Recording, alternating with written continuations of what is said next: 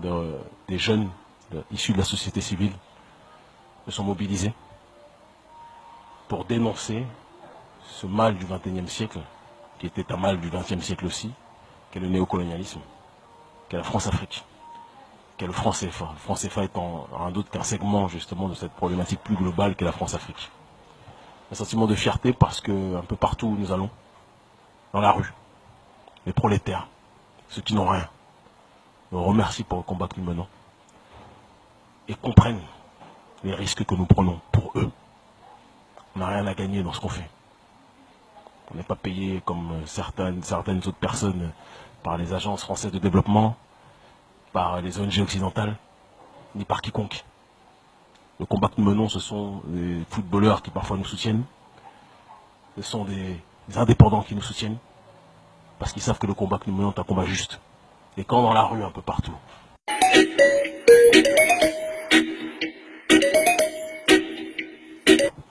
c'est faux.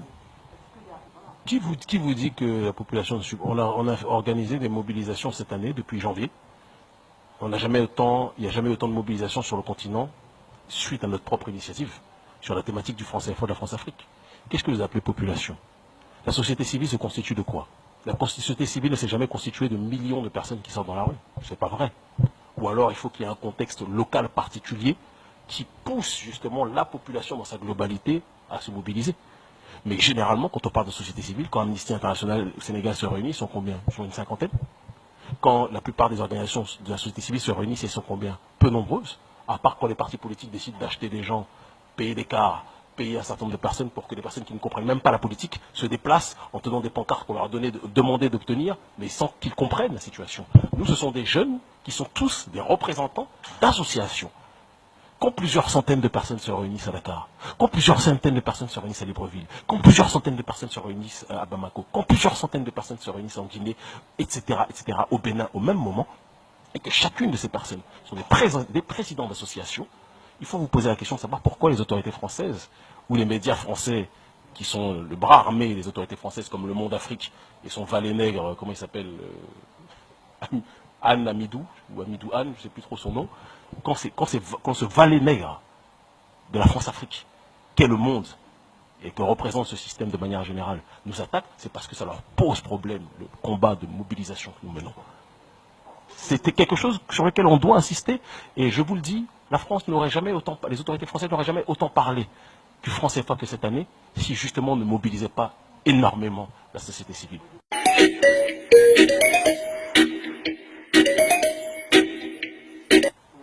Donc on se laisse violer alors. Qu'est-ce qu'on fait? Je me mets à quatre pattes et puis comme le capitalisme est trop puissant dans le monde, j'écarte mes fesses et je leur dis, violez-moi. Moi, je ne suis pas de cette race. Je n'ai pas été élevé comme ça. Je suis quelqu'un qui se bat contre le viol. Le viol de notre dignité. Le viol de notre identité. Le viol de notre histoire. Je me battrai toute ma vie contre ça. Et que le capitalisme soit puissant ou pas, le néocolonialisme sur nos terres et partout dans le monde doit cesser. Et il est du devoir de tout homme et de toute femme doté de raison de résister contre ça.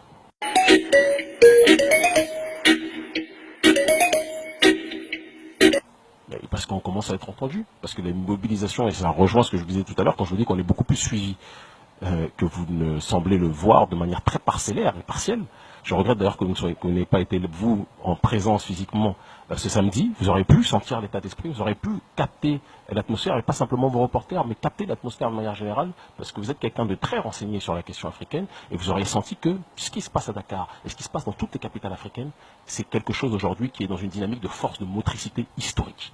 Nous sommes en train aujourd'hui d'être des porteurs d'un mouvement, des porte-voix d'un mouvement, d'un état d'esprit, d'un sentiment d'injustice qui est de plus en plus prégnant au sein des couches des différentes populations africaines. Et des autorités, des élites, qui pendant des années ont fait mine de ne pas entendre la souffrance du peuple, sont obligés de l'entendre quand ils se rendent compte que ça risque de frapper à leur porte tôt ou tard.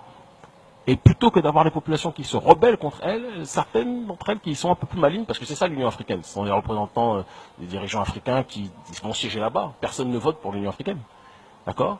Ou alors des parlementaires indirectement qui sont après nommés pour siéger à l'Union africaine. Et ce sont ces personnes-là, après, qui viennent donner leur point de vue sur ces questions. Donc ce que je veux vous faire comprendre sur cette réflexion, c'est que ils ne peuvent pas faire semblant de ne rien entendre de nos revendications, parce que nos revendications sont très audibles.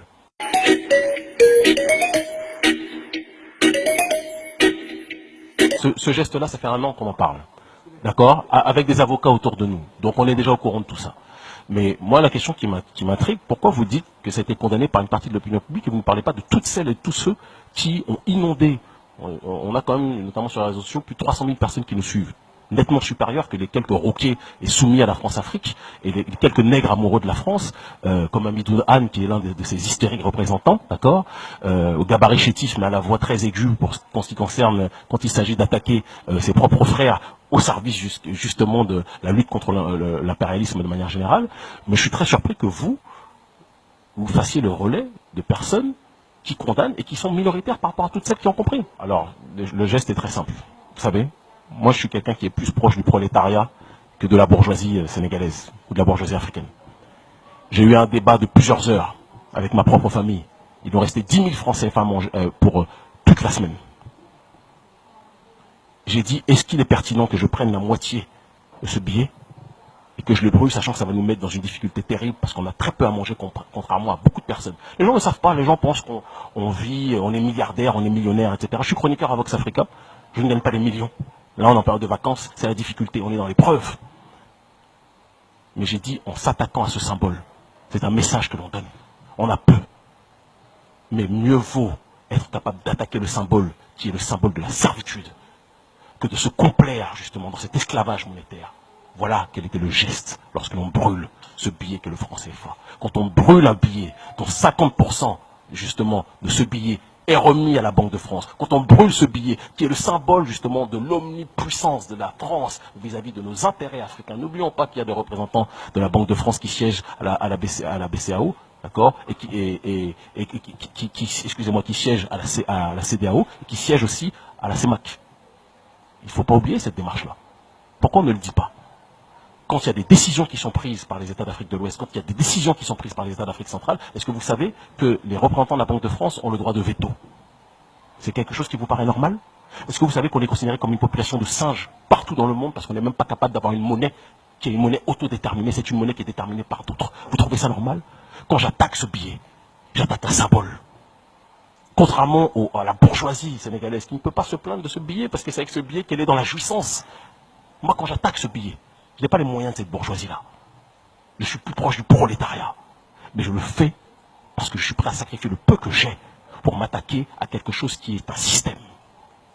Et que ce billet appartienne justement, comme ils disent, à la BCAO, et que donc si on attaque ce billet-là, on attaque la BCAO. Moi, je ne parle pas un langage d'esclave.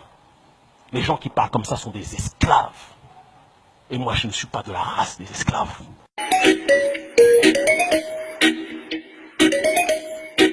Je le serai peut-être pour l'instant. On a eu un nombre écrasant de personnes qui nous envoyaient des messages de soutien. Et on a eu de l'autre côté, évidemment, une minorité, la bourgeoisie france-africaine, hein, le clown de Hamidou Anne, justement, et d'autres, qui ont fait des roquets pour plaire aux Blancs, pour plaire à l'oligarchie française, d'accord, et qui ont condamné, et qui ont demandé certains, qui vous parlent d'universalisme, ont dit il faut que Kémy Séba rentre au Bénin. Alors j'ai été surpris d'apprendre que les mêmes qui vous chantent Hannah Arendt, qui vous chantent l'universalisme, l'humanisme de manière générale, demandent à ce que je sois expulsé du Sénégal, en disant Salignac. J'ai lu ça. J'ai trouvé ça mignon, qui signifie ça à l'étranger, ou quelqu'un qui n'est pas du sérail local. J'ai trouvé ça mignon. Une minorité. Mais cette minorité, évidemment, ne me dirait pas ça dans la rue, en tête à tête. C'est derrière, justement, l'agilité du clavier, ou dans les médias de l'homme blanc, que cette minorité-là peut se permettre de parler comme ça. Mais ces gens-là sont minoritaires par rapport à la masse de gens qui nous soutiennent.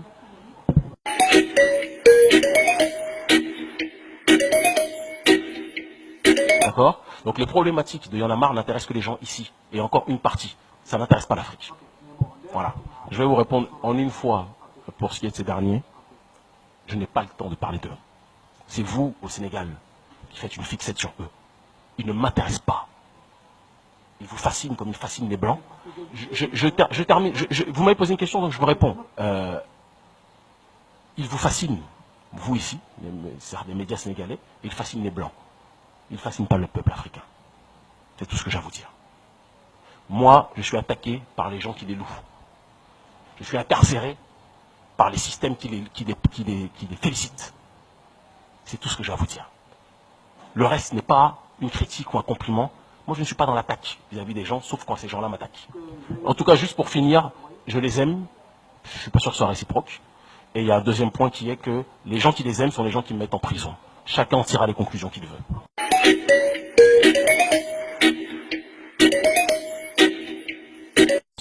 Ça me fait rire, les rêveurs. Bon, les rêveurs qui vont en prison pour leurs idées, j'en connais très peu. Et généralement, quand quelqu'un rêve, les puissants ne se sentent pas menacés par les rêveurs. Ils se sentent menacés par les personnes qui peuvent déranger leurs intérêts. Si nos rêves n'étaient que fantasmagories, je ne serais pas fiché S en France, je ne serais pas arrêté régulièrement par Interpol, je ne serais pas incarcéré pour mes idées politiques qu'ils essaient de criminaliser après. Comme dirait Tupac, quand un noir commence à penser de manière indépendante, on essaie de l'orienter vers une dimension de criminalisation politique. C'est toujours cette même démarche, et c'est dans cette situation que l'on se situe plus que jamais. Maintenant, si penser que le monde dans lequel on vit, que la condition de l'Africain, de l'Africaine de manière générale est une condition inhumaine, une condition qui mérite d'être changée radicalement. Si c'est ça être rêveur, on est fiers d'être des rêveurs, mais l'histoire nous donnera raison.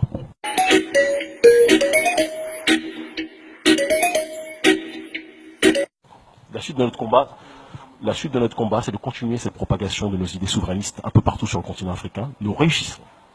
Moi, je vous le dis. Et c'est parce que, juste, je termine, c'est parce que nous réussissons que les puissants tentent de nous lancer le plus de pierres possible avec leur relais nègre sur le territoire africain. Nous étions dans plusieurs pays et nous allons continuer dans cette démarche en accentuant le combat, en densifiant la méthodologie. Et les gens qui poussent des cris d'orfraie là, qu'ils sachent que ce qu'on fait n'est qu'un encas par rapport à ce qui se passera demain.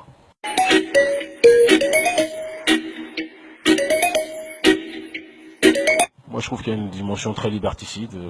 Après, chacun voit midi à sa porte. Je suis surpris que des personnes qui donnent un avis, qu'ils insultent ou pas le président sur Internet, puissent se retrouver incarcérés.